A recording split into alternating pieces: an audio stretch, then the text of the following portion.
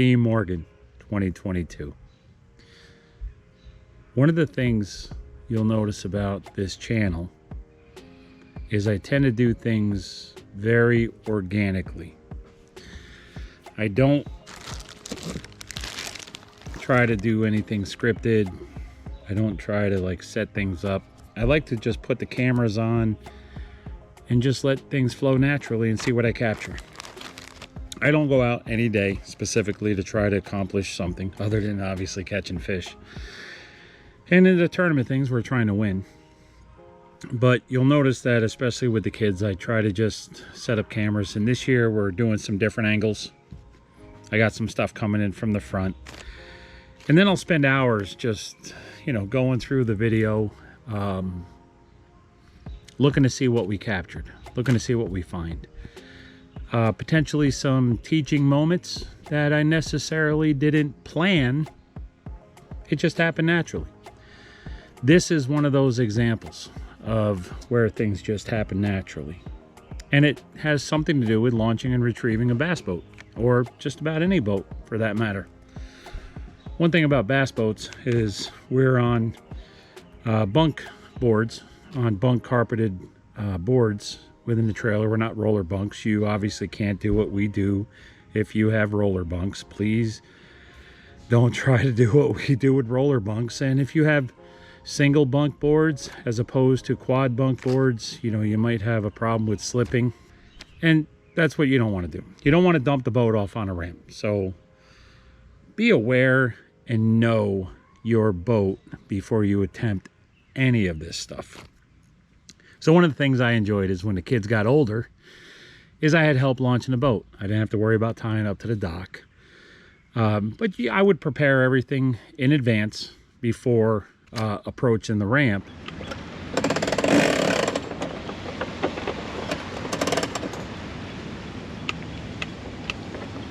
Be mindful of this boat behind you. And one of the things you'll see that I do is we'll back down the ramp and I know right where to stop. You know, I've educated myself on the water level on the fenders. I'll know right where to stop. And when I stop, the kids know, level the engine off and make sure it starts. Once I hear it start, then I'll float them off the trailer.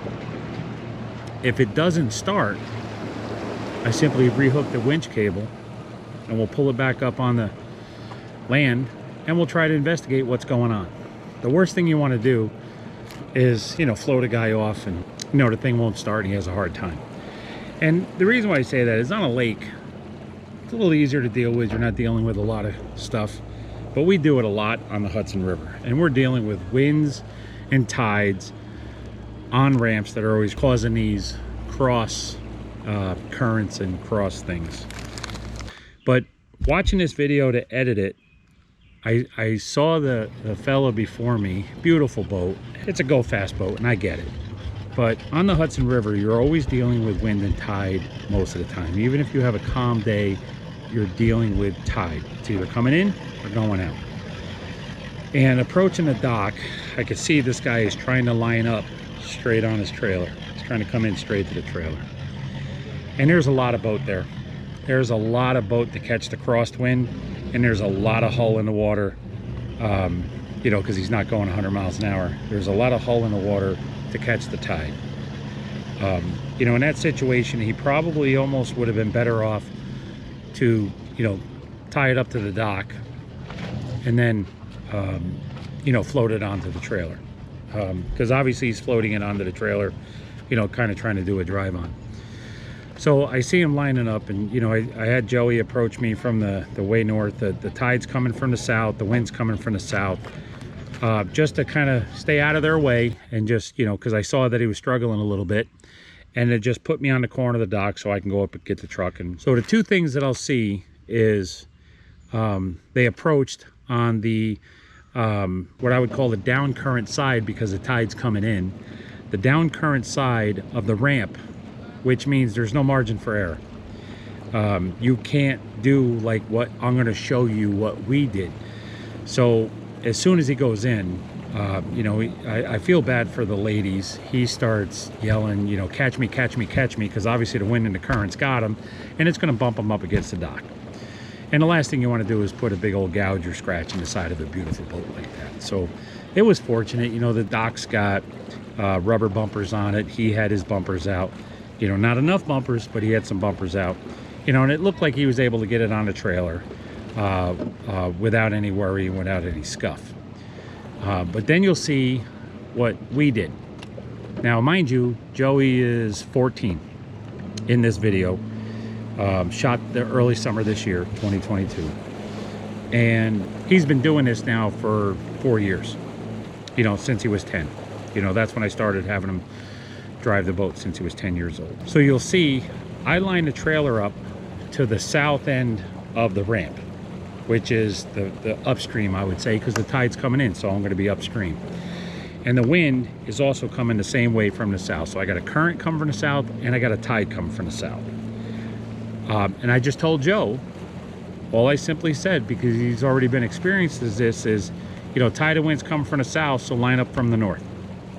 And you'll see what happens is he'll just go out, casually float it, just wait for me to get the ramp there, and then as he approaches the dock, he's doing it from the north. So he's driving into the current and the wind.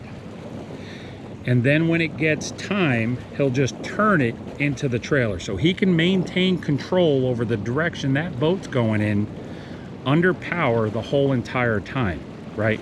So he's coming in this way, and then he just turns in.